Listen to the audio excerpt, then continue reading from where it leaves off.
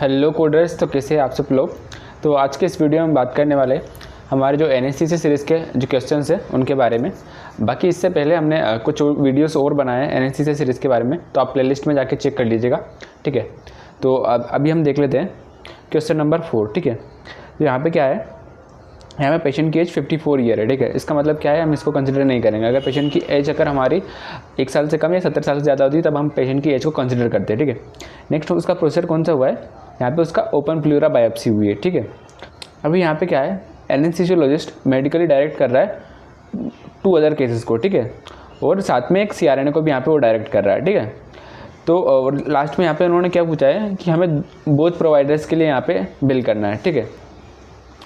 तो जब अगर एनेस्थीसियोलॉजिस्ट 2-3-4 केसेस को अगर डायरेक्ट करता है तब हम यहाँ पे कौन सा मॉडिफायर यूज़ करते हैं, तब हम यहाँ पे यूज़ करते हैं मॉडिफायर हमारा QK, ठीक है।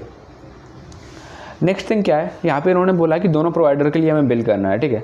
तो दोनों प्रोवाइडर के लिए बिल करना है, तो अगर हम यहाँ पे देखें तो CRNA जो हमारी है वो डायरेक्शन में वर्क कर रही है, ठीक है। तो अगर हम CRNA के लिए अगर बिल करेंगे तो हमें यहाँ पे कौन सा मॉडिफायर यूज़ करना पड़ेगा, हमारा जो मॉडिफायर रहेगा जो है हमारा QX मॉडिफायर, ये बताने के लिए कि हमारी जो CRNA है वो मेडिकल डायरेक्शन में है, ठीक है।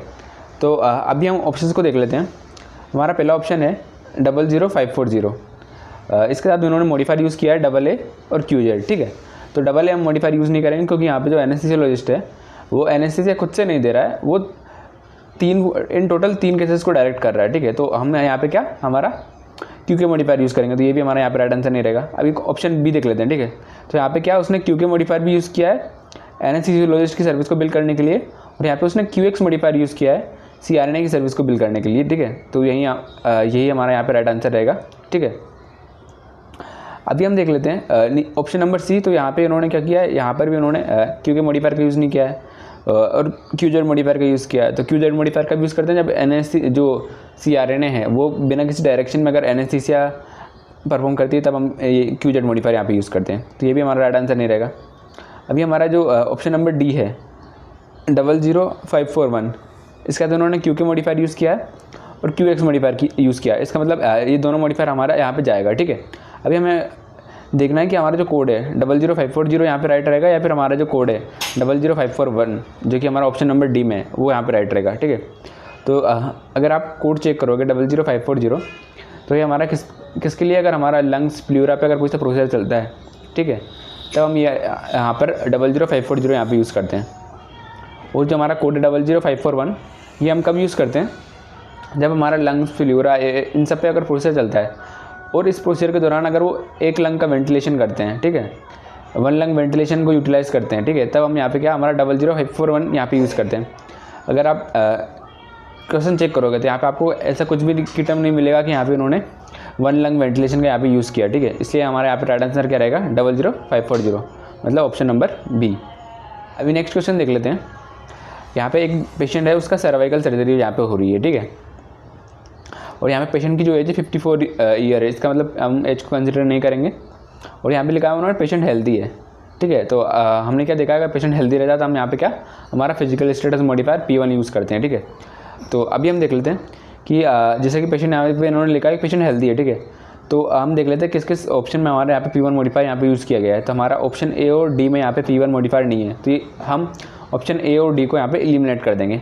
अभी हमारे पास है ऑप्शन B और ऑप्शन नंबर C, ठीक है। अभी हमारे यहाँ पे 2 अलग अलग कोड है ऑप्शन B और C में 00600 एंड 00604, ठीक है।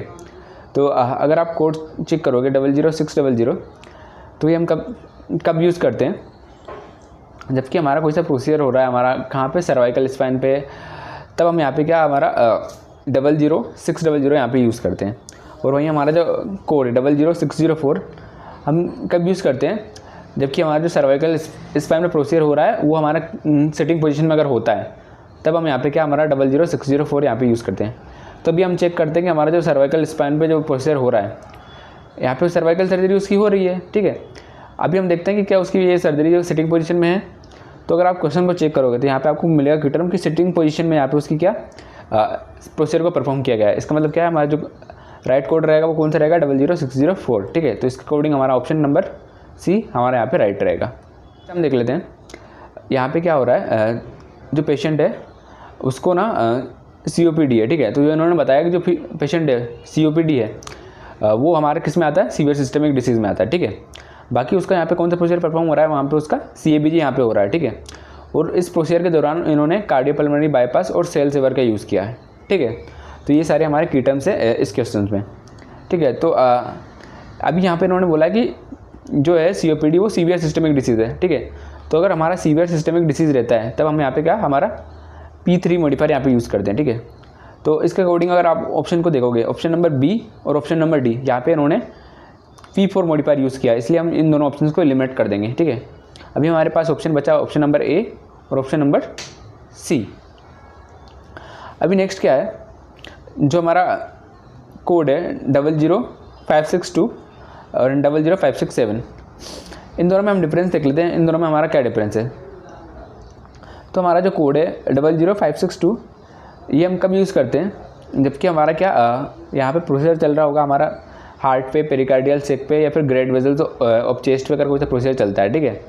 और ये जो हमारा प्रोसीजर है वो नॉन कोरोनरी आर्टरी बाईपास वाला होना चाहिए, मतलब नॉन CABG अगर प्रोसीजर रहता है, ठीक है। तब हम यहाँ पे क्या हमारा जो कोड है 00562 यहाँ पे यूज़ करते हैं। लेकिन हमारे सिनेरियो में क्या हो रहा है, यहाँ पे उसका CABG हो रहा है, मतलब कोरोनरी आर्टरी बाईपास ग्राफ्ट वाला प्रोसीजर ही हो रहा है, ठीक है। तो हमारा जो ऑप्शन नंबर यहाँ पे है हमारा ऑप्शन नंबर A, ये भी हमारा यहाँ पे राइट आंसर नहीं रहेगा। अभी हम चेक कर लेते हैं ऑप्शन नंबर C 00567, ठीक है। तो अगर आप ये कोड चेक करोगे तो ये हमारा किसके लिए, ये हमारा किसके लिए, कोरोनरी आर्टरी बाईपास ग्राफ्ट के लिए हमारा ये कोड है, ठीक है। और यहाँ पे इन्होंने लिखा है विद पंप ऑक्सीजनेटर। तो विद पंप ऑक्सीजनेटर हम कब कंसिडर करते हैं, हमने पहले भी डिस्कस किया है। यहाँ पे हमें एक की टर्म मिल रहा है cardiopulmonary bypass and cell saver, ठीक है। तो अगर ऐसा कोई सा की टर्म मिलता है कार्डियोपल्मोनरी बाईपास या फिर सेल सेवर, तब हम इसको ऐसा विद पंप ऑक्सीजनेटर कंसिडर करते हैं, ठीक है। तो यहाँ पे ऑप्शन नंबर C हमारा राइट आंसर रहेगा। नेक्स्ट देख लेते हैं, यहाँ पे मिस्टर जॉनसन है, यहाँ पे पेशेंट की एज कितनी है, 82 ईयर है, ठीक है। मतलब हमारी एज है वो हम कंसिडर करेंगे हमारी क्वालिफाइंग सर्कमस्टेंसेस में, ठीक है। और पेशेंट को क्या है, डायबिटीज़ है और पेरिफेरल न्यूरोपैथी है, ठीक है। डायबिटीज़ और उसको पेरिफेरल न्यूरोपैथी है, ठीक है। और यहाँ पे उसका कौन सा प्रोसीजर हो रहा है, उसका यहाँ पे फेम्पो बाईपास यहाँ पे उसका चल रहा है, ठीक है। इसके अलावा इन्होंने नीचे मेंशन किया है कि उसको जो डायबिटीज़ है और एसोसिएटेड पेरिफेरल न्यूरोपैथी है वो किस में आ रही है, सीवियर सिस्टमिक डिसीज़ में आ रही है, ठीक है। तो इसके लिए हमें एनेस्थीसिया का कोड करना है। तो जो सीवियर सिस्टमिक डिसीज़ है इसके लिए हम यहाँ पे कौन सा मॉडिफायर यूज़ करते हैं, हमारा P3 मॉडिफायर, ठीक है।